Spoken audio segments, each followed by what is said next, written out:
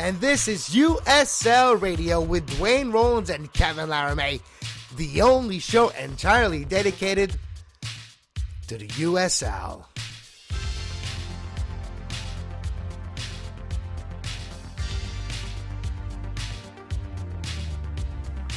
And welcome to USL Radio, our third edition. We have a special edition today with Sacramento Republic as our focus. Evan Ream, he joins us from the Davis Enterprise, not to be mistaken with the Star Trek Enterprise. Yeah. The Enterprise, but it's a nice little community newspaper. He's covered Sacramento Republic since the beginning. Davis local soccer there. Evan joined us a little bit earlier. We taped that recording. Lots of good stuff we talked about there. MLS expansion got touched on, just the state of the team this year, the players to look for, what makes that market tick. So that's our feature market of this week. And funny how the world is small, because talking about the players of Sacramento, a lot of names that we're familiar with, both in your neck of the woods and my neck of the woods, Justin Braun and players like this. So, yeah, I think we're going to have a lot of fun covering USL this year. Absolutely. And, because players, they move up, they move down. You see a lot of up-and-coming type players there. That's, I think, what makes the league exciting. So, so it's some good week 3. We've settled into the season now. We've got some interesting stories in the West with Seattle's start there. Vancouver's turned it around after their tough first game. Here in the East, Charleston is the early breakout favorite so far. 9 points undefeated there. They were our first team we had in. So the USL bump continues. They are top of the entire league right now, both conferences. But before we get into all of that, let's take a real quick break now, Kevin. Bring on that interview with Evan, and then we'll come back. We'll break the scores down. We'll talk a bit about some other issues. The music on the show today is brought to you by The Danger, available on Bandcamp, thedanger.bandcamp.com. A band out of Seattle that's a Seattle 2 fan, and we just wanted to promote their music on the show today. So go get that CD on thedanger.bandcamp.com.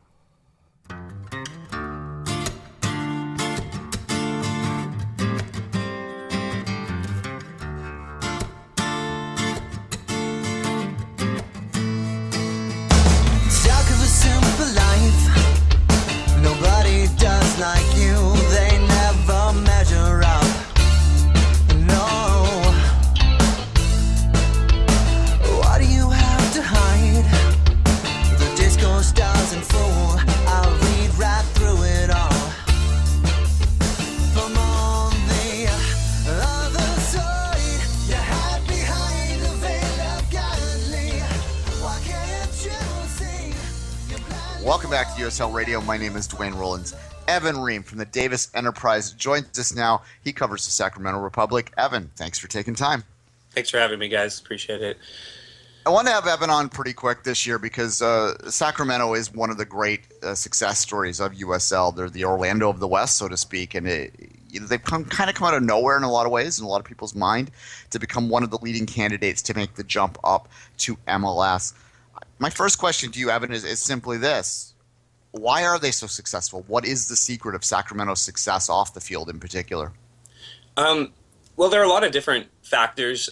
First of all, Sacramento is a relatively large city. I mean, people like to make fun of it in California because compared to San Francisco, LA, San Diego, even San Jose and Fresno, Sacramento is not as big as any of those cities. But there are a lot of people, and there are a lot of people who are really sports fans. But in order for there aren't a lot of options, I guess, in order to watch sports. You have the Sacramento Kings, who were really popular for a number of years, not necessarily as popular now. They almost moved. And then other than that, you only have the River Cats, which are a AAA baseball team, which actually Sacramento Republic President Warren Smith was actually instrumental in helping start that team. But, there just really aren't a lot of options if you want to go see a live sport in the Sacramento area. And if you combine that with the fact that the team has done pretty much all the right things on and off the field, I mean, they've been successful on the field, which has in turn helped helped bolster the success of the team when in terms of off the field, in terms of selling people tickets. But the team has also just sort of made all the right moves in stepping into the market in terms of selling tickets, giving away free tickets for some games, community outreach, everything like that. They pretty much haven't made a single bad move, and they treat themselves like a major league franchise, even though they're a third division franchise, and so people really believe in this team here in the area, and I think that has to do with why they're so successful. I've been doing a little bit of research for this. I kind of got the vibe of Sacramento has more of a Northwest feel to it than a California feel. Is that a fair assessment? I mean, in terms of the way the city is, I mean, obviously the weather is nothing, nothing alike. We were we were in the 90s the other day, but it's sort of, Sacramento is, no one's ever gone on vacation to Sacramento before. I've never heard someone say, "Oh, I'm going on vacation to Sacramento." But it's starting to get sort of it's sort of like a Portland light city in terms of, like, there are a lot of great microbrewing places. There are a lot of people here who are really invested in putting time in the community, and it is sort of similar in that way. But then it's also not, because we have like state capital here, and the whole state is run from the Sacramento area. But I mean, I guess I can sort of see where comparisons go, but it's not all the way Northwest. It's probably the closest vibe to Northwest that you would get in California, I'd say. Absolutely. Evan, Sacramento Republic announced at the beginning of the season that they're going to launch a USSDA program for an academy. Not a lot of USL team starting academy programs before they have a path to MLS. Do you think that having an academy for the Sacramento Republic is one of the ways they'll eventually make their way to Major League Soccer? I don't know if it's something that's going to help them on their way to Major League Soccer necessarily, but it is a big step forward. I believe that there are only 2 other USL teams with academy programs, and it's something that I think was needed in the area, because the one academy program that was in the area, San Juan before, it wasn't really centralized in the city of Sacramento. It was sort of out on, one of the sides. And so it was making it for people in Davis, they had to drive. And there are a lot of good players from Davis. You talk about Jaleel Anibaba, Baba, Adam John. Those guys came from Davis. But, it was a really long drive for different places out in the Sacramento area, and now you even have kids who are going up to De Anza Force, which is over in Saratoga, California, over in the Bay Area. It's a 2-hour drive, and that's what some kids are doing. And I think I think it's really important to have the academy, because it's going to be sort of a unifying club for the city, which the city has never really had before. But in terms of helping them get to MLS, I'm not really sure that's a huge factor. Maybe it is. I know at the press conference for it, Warren Smith, the team president, said something along the lines of, we're getting MLS. It's not if, it's when, and this is just another step towards us, becoming a major league franchise. So yeah, I guess sort of, but I don't see it as a huge difference maker in whether or not they get MLS. How is soccer doing in the grassroots of Sacramento? Is it really a popular sport in recreational for the younger kids, and is it a sport that's growing in the area? Yeah, I would definitely say so. There are tons and tons and tons of youth programs, and we have a great amount of soccer complexes that just seem to be only expanding. There are a lot of really good players who were from the area, and if you look just at Sacramento, Republic, their team, the guy who scored against Portland Timbers 2 the other day, Cameron Iwasa, he's from the area. He grew up playing youth soccer here.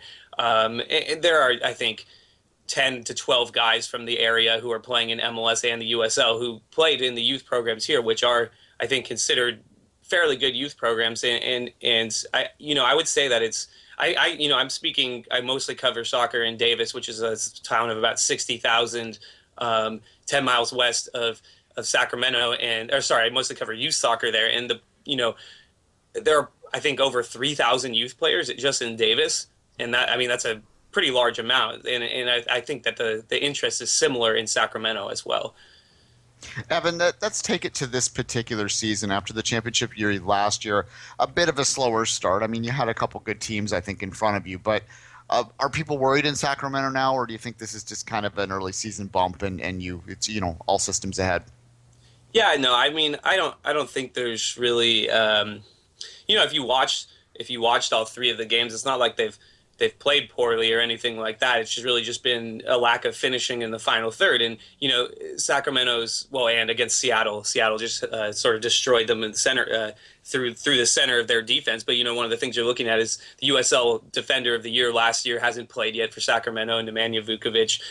Sacramento's probably their best player in Justin Braun has been hurt, and so that really hurts for finishing in the final third. And they played three of probably the best teams in the Western Conference all on the road, and they've managed to come away with 3 points, which I don't think is actually terrible. And one of the things last year is that Sacramento only lost one game at Bonnie Field, and that was after they had already clinched the number 2 seed and could not go any further. They lost on the last day of the season to LA Galaxy 2. So, I mean, the team has a tremendous home field advantage that they haven't had a chance to exercise last year. And, they were sort of a 500 team until they went on an amazing run once Bonnie Field opened. And so, I would expect them to sort of do a lot better at home than they do away, especially in USL, where you have to, take the bus or you have all these crappy travel arrangements because just the teams simply just don't have enough money. I think there's more of a home field advantage in USL than in MLS, I guess, I would say. Evan, you mentioned a player's name in there, but do you want to just sort of give those that have never really watched the Republic just a rundown on the key components, key players of the team this year? Yeah, sure. I mean, it's very similar to last year. The only difference makers who were there last year who aren't there this year was the goalkeeper Jake Gleason, who had a really good game against Sac Republic on Thursday, and then Adam John, who's started and played 90 minutes for San Jose Earthquakes on Sunday. The team, they play sort of a 4-4-2 in like a bucket formation, very similar to the way that the U.S. played under Bob Bradley, and they really attack forward with their outside backs. And some of the key players, obviously Rodrigo Lopez, who had bounced around in MLS a little bit in his career. He's a left midfielder for them. He was a USL MVP runner-up, I believe, last year. He's one of the main difference makers in the final third. Justin Braun, who's sort of during his Sacramento career has been hurt a lot. He's a really big difference maker whenever he's on the field, and he's the player who I think is the actual best player on Sac Republic. But I mean, outside of those couple of guys, it's not really an individual thing. It's a lot more of a team thing. You get a lot of goals from a lot of different players, and it's a Preki team. Every single guy works really, really, really hard, both to get forward on offense and to get back on defense. And the team just plays pretty much good soccer. And there aren't a ton of difference makers because it's USL. If any of the guys was a huge difference maker, they'd be moving up a level. But one of the guys who has been important for them this year is Octavio Guzman. He's a central midfielder, guy out of Chico State. He's been sort of defensive midfielder because they play 2 defensive midfielders, but he's scored 3 goals already this season. So I guess sort of that he's a guy who I would look to sort of make a jump into being one of the better players in the league this year.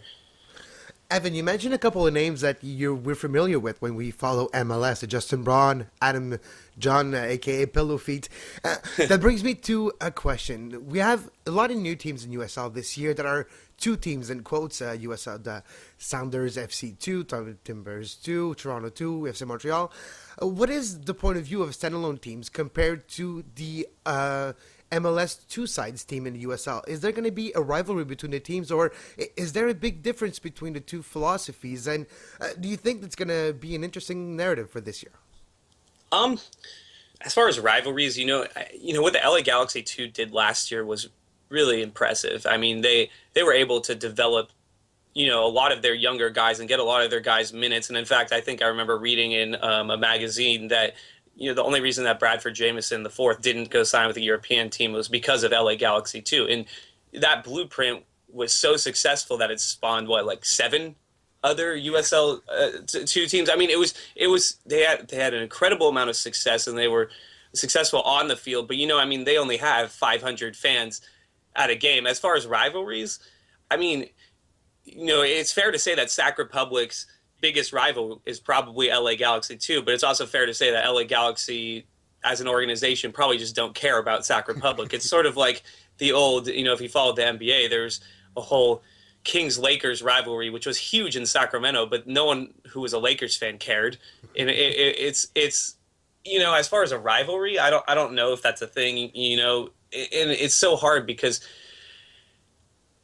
obviously in Seattle and in Portland, you're seeing pretty good crowds out there, but no one in the league can really match the support that Sacramento has gotten. And so I think, probably Sacramento's biggest rivalry right now is actually the San Jose Earthquakes, who they've only played, the preseason twice and in a U.S. Open Cup game, but every single one of those games was heated, and every single one of those games brought fans from both sides.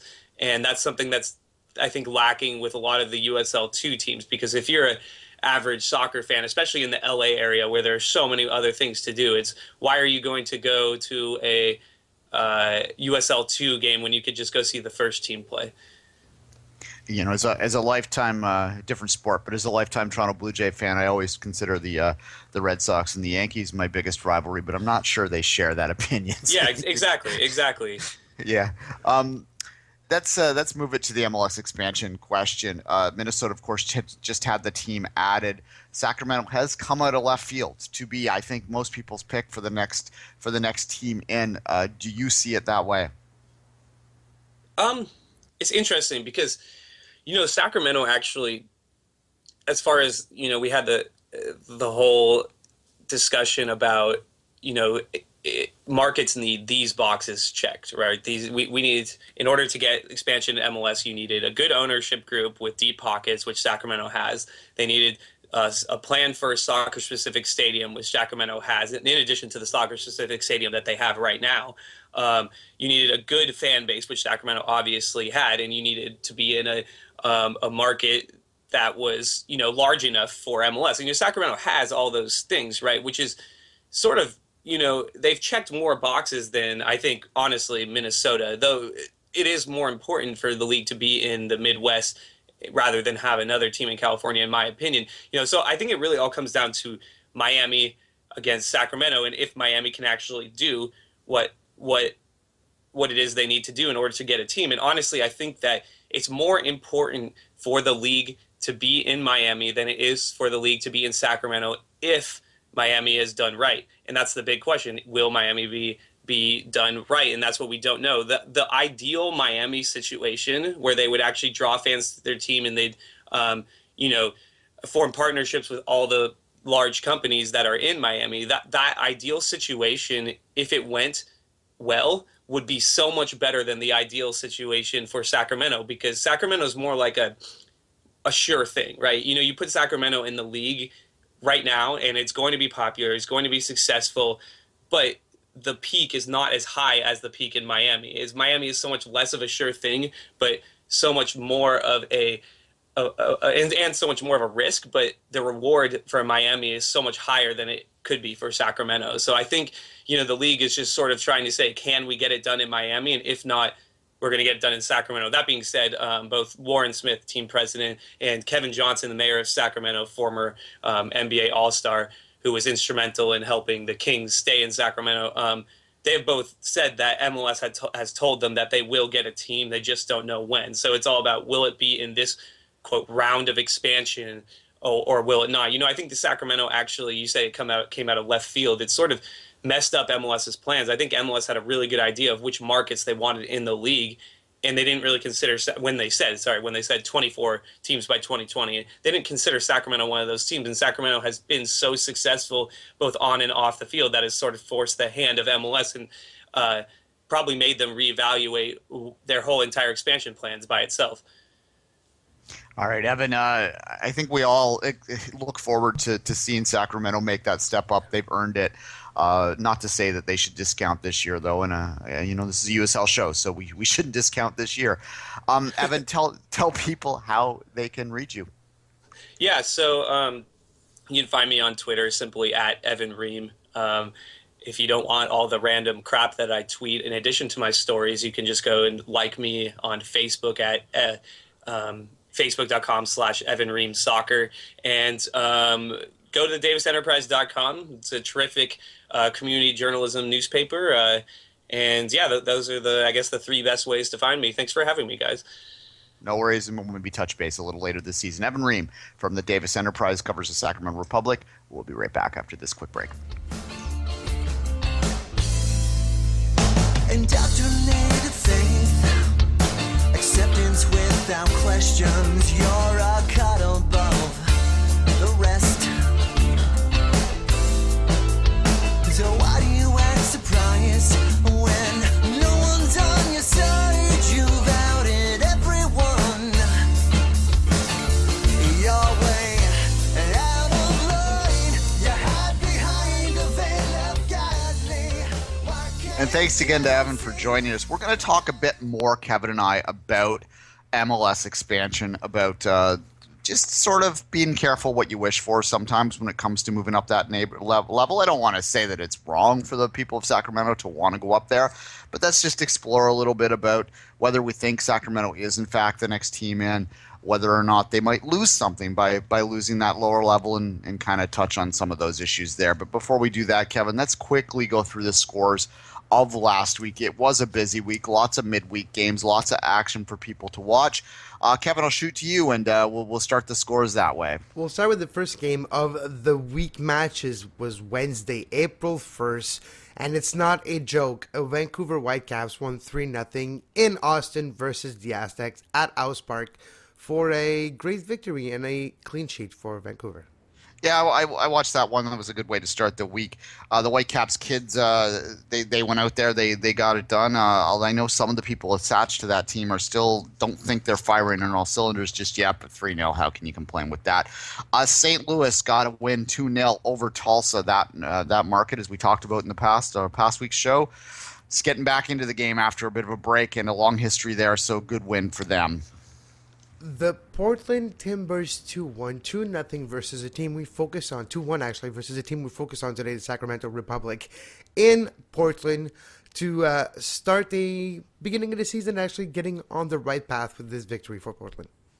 Yeah, absolutely. In Sacramento, we touched on it with Evan in the interview, whether the slow start there, I think that they'll probably regroup.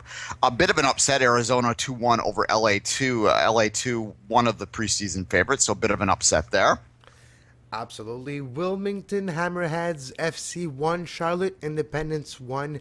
Wilmington spoiled the Charlotte's first game as Charlotte took the lead, but Wilmington equalized and finished a draw for a rivalry that might be starting in USL. And OKC with the 2-1 win over Colorado Springs, but the big news there, Kevin, is the state of Colorado finally has a professional soccer goal this year. The Rapids, for those that will listen to our MLS show tomorrow, will know they're getting close, 600 minutes without scoring, but we'll save that talk for tomorrow. But at least Colorado got that goal. And New York City Red Bulls 4 goals against Toronto FC 2 with 1 goal. It's going to be hard to differentiate the scores and the name of the team this year with a lot of 2 teams, but the Red Bulls beat TFC2 4-1. Yeah, that was a tough one. TFC closed it to 2-1 in the second half. Red Bulls used a few more experienced players in that game, and it really did show through. It's tough to win on the road, as we said. TFC had a great start to the season, I think, by and large, but that one was a bit of a setback there for TFC2 in this market. We'll probably talk a bit more of that. We have some sound from Jason Bent that we'll probably get on in a little later in the show, too, from that show. Richmond-Louisville, 1-1 draw there. Not a lot of draws this week, but that was one. Richmond and Louisville, 1-1. Pittsburgh Riverhound at home 1 versus the Rochester Rhinos, which are the next opponent for the FC Montreal. Rhinos 2, Pittsburgh 1 in Pittsburgh. And finally, we have Charleston with a 2-0 win over Harrisburg. Harrisburg looks a bit like they might struggle this year based on what I've seen. I've watched big parts of both of their games, and they've got some issues to work out, particularly at the back. 2-0 loss today. Absolutely. And the last game of the weekend, the second game for both teams, was this Saturday. Tulsa Roughnecks FC 0 versus Austin 0 as well. A 0-0, actually 2, sorry about that. Austin 2, Tulsa 0. Oklahoma's having a rough week with 2 losses and no goals. All right. And that was your scores there. Charleston, as I mentioned off the top, 9 points. They are perfect 3-0. There's a bunch of teams in the West tied at 6 points. It's a little early to start talking about standings right now, but Charleston has been the standout of the very early part of this season. Kevin, Sacramento, are they going to be the next MLS team? Before I started thinking about this subject, I thought for sure yes. I've actually been to Sacramento a couple of years ago. It's a growing community, and as we talked with Evan Ream, it's a young community that's growing and blooming, and it doesn't have an outlet to support another team than the basketball team. For a lot of soccer fans, the USL team is the be-all, end-all in that area. It's still pretty far from San Jose, about a 4-hour drive. It's not that accessible, the professional level of MLS.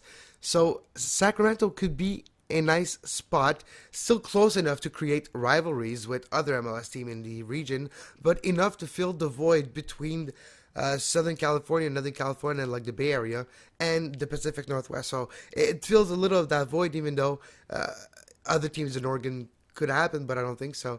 But I think Sacramento could be a good idea, but you know what? I don't think they're there yet. I think they need to become even bigger than they are right now. Because I compared the other team that made the trip from USL to MLS, it was Orlando. And Orlando had a couple of years of great crowd support on top of great performance on the field that led to their promotion, in quotes, to Major League Soccer. Yeah, look, the one thing I will say in their favor, and I think that MLS, they're kind of ambivalent about this. They're torn both ways, right? That they, as Evan touched on, Miami is just sexier for them. And even though Miami doesn't have really anything going on for them, truly, they don't. They can't get a stadium built. They have no organic crowd support. They have no history, really, of supporting the domestic game there. They have a failed MLS team in the past compared to Sacramento. Yeah, and a lot of people want to build condos except of building a stadium. And it seems like the city itself doesn't want them. And even though anybody else in the state wants Miami.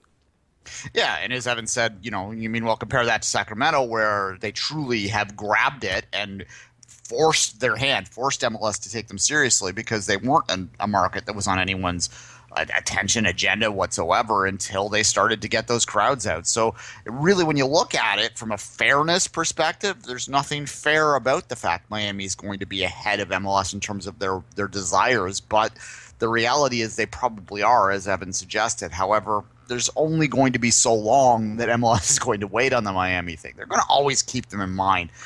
If Miami ever gets anything together, whoever is next in line for that MLS expansion, and again, we talked about this last week, I don't think MLS is stopping anytime soon in terms of their expansion. There's too much money coming in. There's just too much potential in terms of growing the TV footprint, which is really their big market there that they need to grow on. They're just not going to stop. But, if Miami gets a stadium, some kind of even half-assed stadium plan in place, whoever is next in line is going to be completely pushed down one spot for Miami to jump in. But that said, Sacramento really has done it the Orlando way. And I think that there's a key comparison between both Orlando and Sacramento in that they're both kind of, how do I put this delicately? They're secondary markets that are both, they're secondary, but they're big enough. You know what I mean?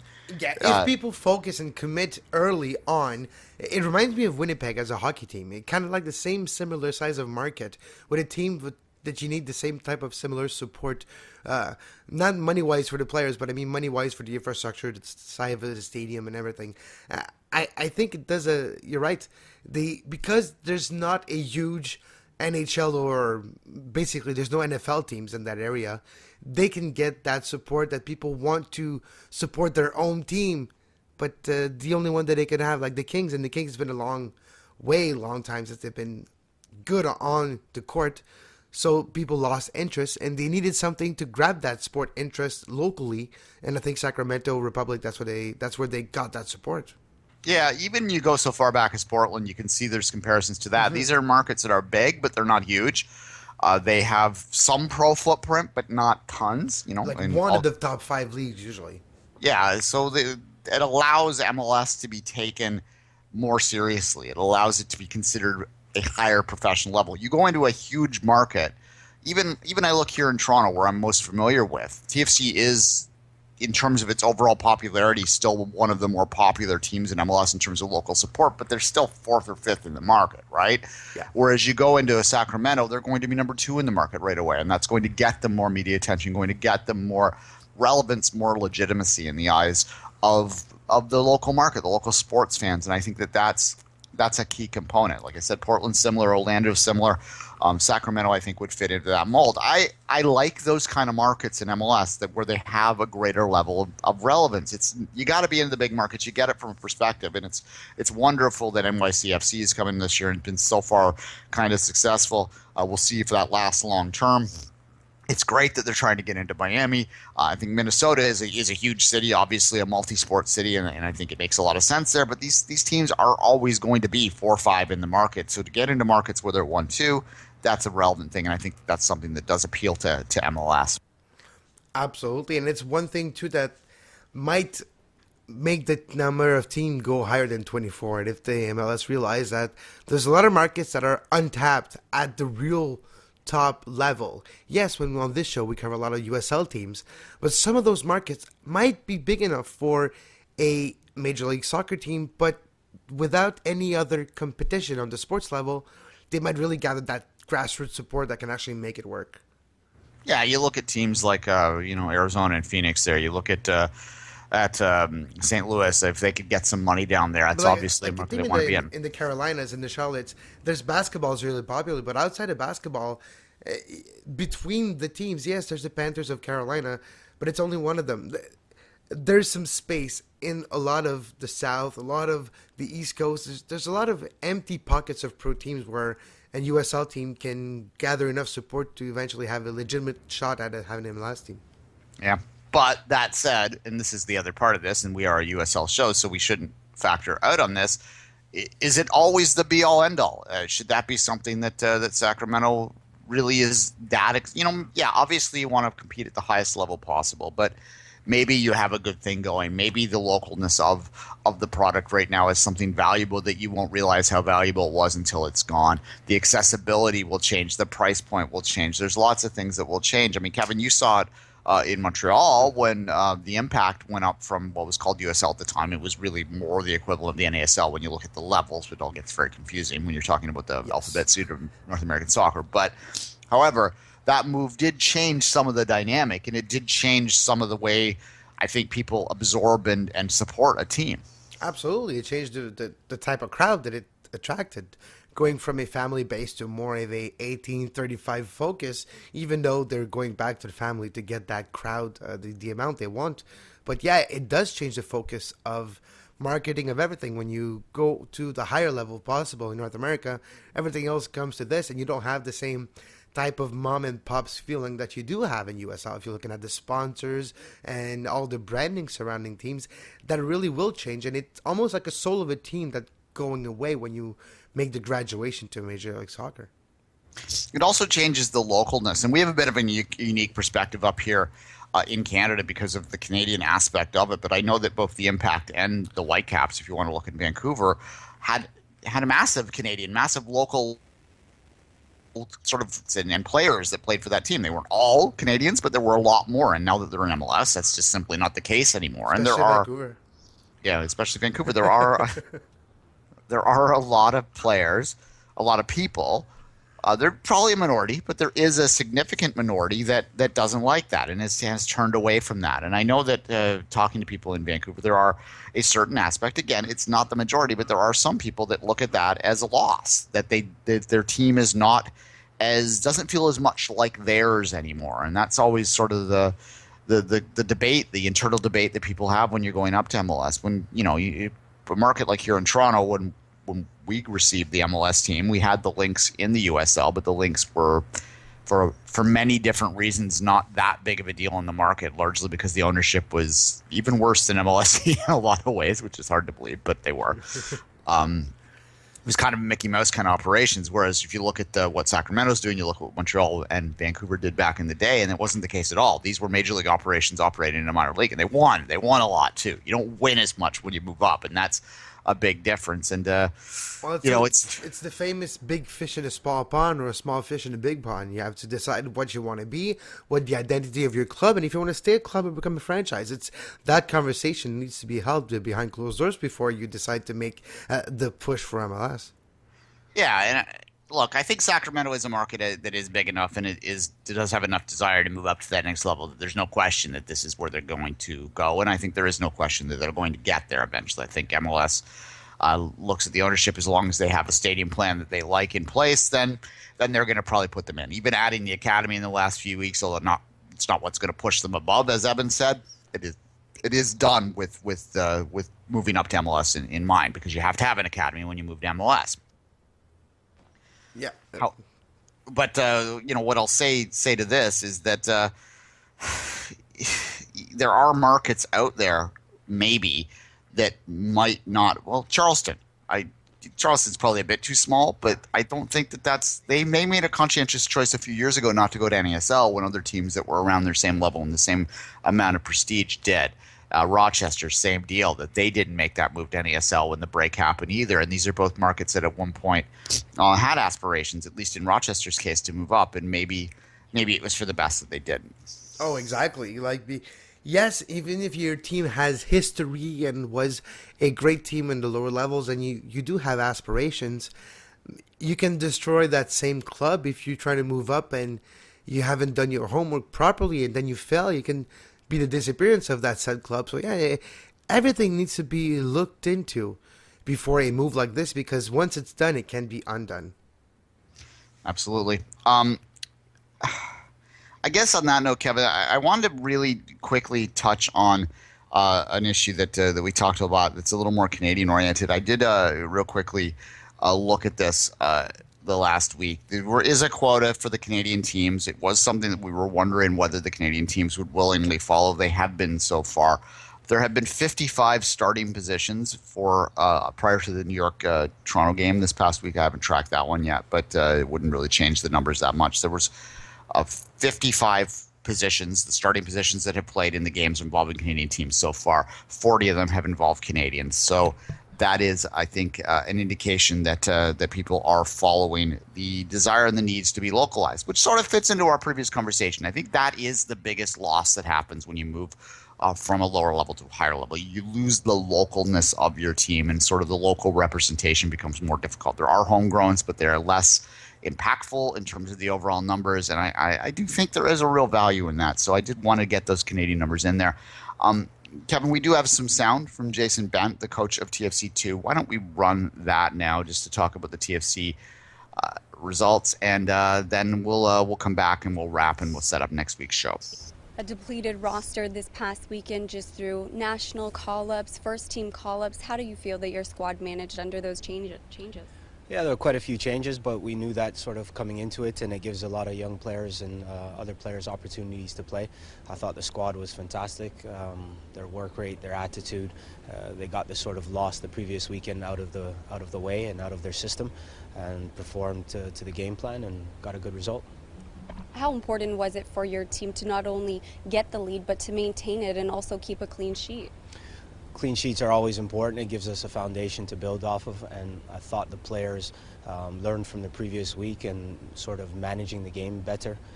We continued to pass the ball and ultimately got the sort of second goal to kill the game off, and saw it through to make sure that we got over the finish line, which is also part of their development. Marcos Nunes recently signed with his team. How would you describe him as a player? He's more of a sort of wing player, but he's having to adapt and learn to play into the sort of diamond formation that we've set up. So it's going to take him some time, but I thought on the day, his work rate and his sort of awareness was good. Scored a fantastic goal, which is always nice on his debut, and worked hard defensively. So it's a work in progress, but some encouraging signs.